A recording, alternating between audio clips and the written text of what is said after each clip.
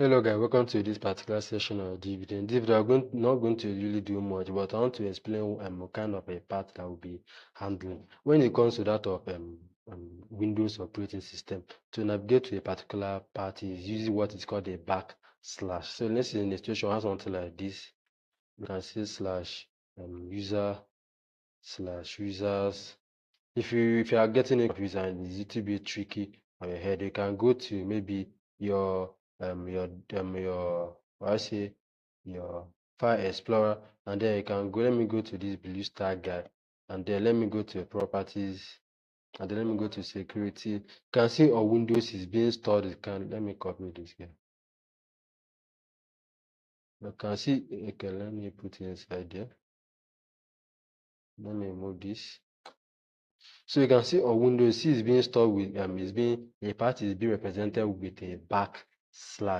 So this is different from some kind of some operating system. So anytime you are doing automation, so I don't know the operating system here. Is in my case, I'm using Windows operating system. So I make use of this backslash. It can be single or it can be double. If I want to make use of single, so I'm going to put something that's called R in front of it to just to able to read the part.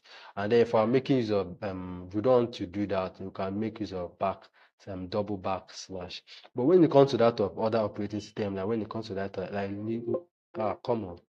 when it comes to other operating system like Linux, for example, you make use of / in a situation where you want to do this similar thing on Linux or macOS. Instead of this backslash, we are going to make use of this. We're going to make / so it's going to be something like this. Even though this is not a correct part, but I'm going to say something like this. It's going to make use of a / This is for